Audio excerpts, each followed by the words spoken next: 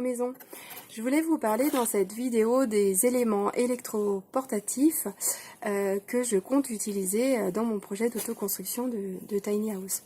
Donc cette vidéo a pour but de présenter ces outils électriques qui me paraissent les plus importants. Donc j'ai également essayé dans certaines catégories de vous présenter un modèle. C'est un exercice évidemment très délicat. Il ne faut pas perdre à l'esprit le cadre de son utilisation, c'est-à-dire donc l'autoconstruction d'une tiny house. Et j'ai essayé également de choisir le modèle que je possède, que j'ai acheté et qui me paraît le plus satisfaisant et le plus efficace, avec un bon rapport qualité-prix. Donc forcément, c'est pas le meilleur outil, mais il est difficile pour tout le monde de pouvoir acquérir un outil, l'outil à 500 € donc par outil. Donc commençons par la visseuse qui est ici. Il y avait ici un outil à pas se passer, c'est bien de la visseuse. En plus donc de faire gagner un temps considérable, elle permet également de visser à une vitesse très importante que ne permet pas un tournevis traditionnel. Et des vis, il va en falloir des centaines, voire des milliers.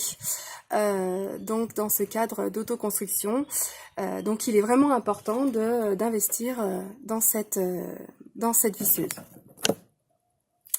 Donc quelques critères sont importants. Donc il est bien de prendre un ensemble disposant de plusieurs batteries. Vous pourrez donc toujours la recharger et éviter de vous retrouver dans une mauvaise posture lorsque vous avez la dernière vis à mettre, la plus importante de la journée. Donc vous pouvez également prendre un modèle filaire qui vous permettra donc de vous affranchir des changements et recharger ainsi les batteries. Ensuite, la scie à onglet radial, donc c'est ce modèle ici. Elle doit être donc elle est vraiment indispensable pour la construction si elle ne comporte pas ou peu de panneaux. Donc quelques critères sont importants. Elle doit être radiale, c'est-à-dire elle doit pouvoir couper des pièces larges en se déplaçant sur un court rail comme ceci. Et avoir un laser et un éclairage est un plus, mais si elle est bien réglée, bien précise et bien paramétrée, on peut s'en passer. Donc le modèle recommandé, c'est la Metabo. Donc je vous ai marqué le lien sur lequel vous pourrez trouver le lien Amazon que vous pourrez trouver sur mon site, sur l'article bien choisir ses outils électriques pour l'autoconstruction. Vous cliquez sur le lien Amazon et vous tomberez sur le produit. Donc le point positif, c'est comme je vous le disais, un bon rapport qualité-prix et un bon rapport encombrement-performance. Ensuite, la scie circulaire qui est ici. Si vous voulez faire des coupes droites dans des panneaux type OSB contreplaqués, oubliez la scie sauteuse. Même en mettant une règle pour guide, ça sera jamais droit.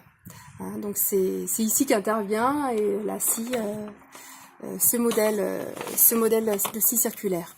Donc quelques critères sont importants. Elle doit avoir un couteau diviseur qui évitera que la lame ne se coince évidemment et que la scie saute. Donc pour travailler proprement, elle doit posséder donc un rail comme on voit ici et on privilégiera donc les grands rails à ceux disponibles par plusieurs morceaux. Donc le modèle recommandé, pareil que la scie à onglet radial, il est sur mon site, sur le lien Amazon. C'est donc la Kitty 550. On la trouve à des tarifs très variables selon le moment. Et pour info, j'ai payé la mienne moins de 130 €.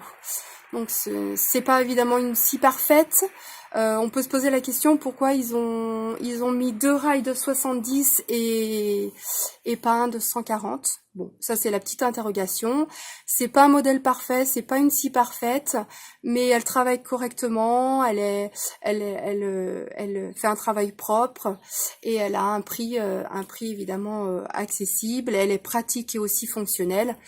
Donc pareil, vous trouverez le lien sur mon site. Donc les marques, donc pour parler de marques d'outils, c'est un peu comme parler de marques de vêtements, comme parler de marques de voitures. Il en existe autant d'avis que d'utilisateurs. Donc les marques les plus connues sont les plus faciles à trouver, mais souvent à des tarifs assez onéreux. Donc veillez aussi à bien vous protéger lorsque vous utilisez les outils comme cela. Voilà, mais j'espère que je vous ai éclairé un peu sur les outils à choisir et je vous dis à très bientôt.